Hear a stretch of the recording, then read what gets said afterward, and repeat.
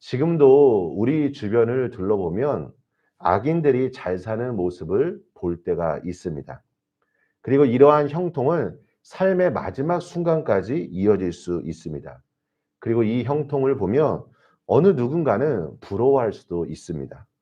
하지만 믿는 우리들은 잠시 누리는 이 세상을 바라보지 않습니다. 히브리서 11장 24절에 기록된 모세의 믿음을 한번 보십시오. 믿음으로 모세는 장성하여 바로의 공주의 아들이라 칭함받기를 거절하고 도리어 하나님의 백성과 함께 고난받기를 잠시 죄악의 낙을 누리는 것보다 더 좋아하고, 잠시 죄악의 낙을 누릴 수 있어도 이 시간은 하나님의 시간으로 볼 때는 지극히 짧은 순간일 뿐입니다. 그래서 히브리서 11장 40절에 결론적으로 전한 메시지가 무엇이냐면, 이는 하나님이 우리를 위하여 더 좋은 것을 예비하셨은즉 이라고 말씀합니다. 우리는 마지막 날에 모든 것을 심판하실 주님을 바라보는 시선이 필요합니다.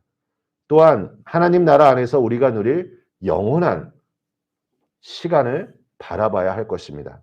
친구들은 하나님이 악인들의 죄악을 쌓아두셨다가 그들의 자녀들에게 갚는다고 주장하지만, 욥은 자녀들에게 임하는 것이 아니라 이 악을 행한 장본인에게 하나님의 심판이 선고돼야 함을 강조합니다. 23절에서 26절까지에 보면 욥은 두 사람의 예를 듭니다. 한 사람은 아무 근심과 고통도 없이 평안하고 행복하게 살다가 죽음을 맞이합니다. 또 다른 사람은 평생 고통 속에 살다가 죽음을 맞이합니다. 두 명 다 이전에 어떠한 삶을 살았는지 기록하지는 않지만 공통점이 있다면 둘 다 죽음을 맞이한다는 것입니다. 욥이 여기에서 말하고자 하는 핵심은 인과 법칙에 따라 하나님께서 행하시는 것이 아니라 사람들에게 닥친 결과만을 보고 우리가 그 사람이 악인을 판단하지 말아야 한다라고 주장하는 것입니다. 친구들의 주장과 달리 욥은 악인들의 평안한 죽음을 언급합니다. 33절에 보시면 흙덩이를 달게 여겼다라는 표현이 나옵니다. 이것은 평안한 죽음을 맞이했다는 의미입니다. 욥은 이렇게 하나님께 심판받지 않는 악인들이 도처에 있음을 주장합니다. 그러기에 욥에게 있어서 친구들의 말은 헛된 말이자 거짓말인 것입니다. 하나님의 모든 뜻은 예수 그리스도 안에서 밝히 드러납니다. 지금 욥이 당하고 있는 이 고난, 우리가 인간으로서는 이해할 수 없지만 오직 예수 그리스도 안에서 답을 얻을 수 있습니다.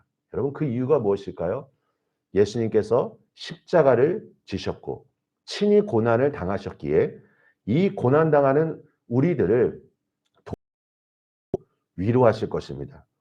눈에 보이는 고난이 비록 우리에게 고통을 준다 할지라도 우리가 하나님을 믿고 신뢰한다면 이 고난이 우리에게 나타날 영광과는 비교할 수 없을 것입니다. 하나님의 시간은 정확합니다.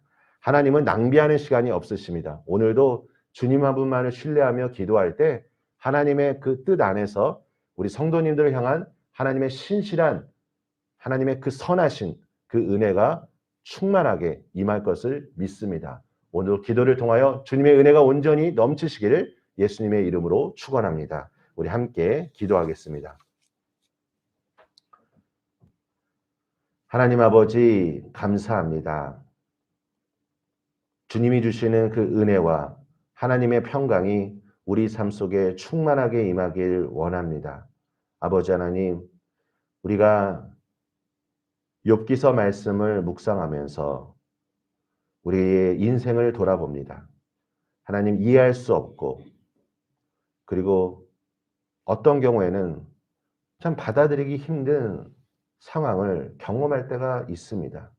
하지만 그럼에도 불구하고 우리는 주님을 바라보며 영원한 하나님 나라 안에서 하나님께서 이루실 그 섭리를 신뢰하며 믿음의 길로 나아갈 수 있도록 주께서 축복하여 주시옵소서. 예수님의 이름으로 기도합니다. 아멘.